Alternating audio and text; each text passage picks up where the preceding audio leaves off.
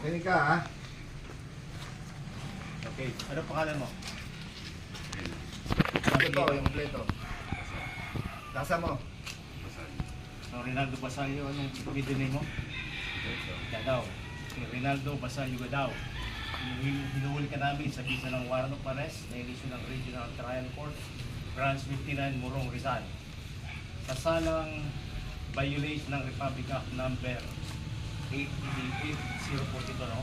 The Migrant Workers and Overseas Filipino Act of 1945. May karapatan kang tumahimik. Okay? Ano man ang sasabihin mo ay maaaring gawin laban sa iyo sa anumang korte. May karapatan kang kumuha ng sarili mong abogado. At kung wala kang kakayanan, ay pwede kang bigyan ng ating gobyerno. Naiintindihan mo? Pero kung gusto sabihin. Okay. Okay? Tara na. Tayo ka. Patala ko na lang. Kuha ka ng damit. Yo. Yo. Sige na. Ah, sige. Tayo ka. Papadala ko yung damit. Yo.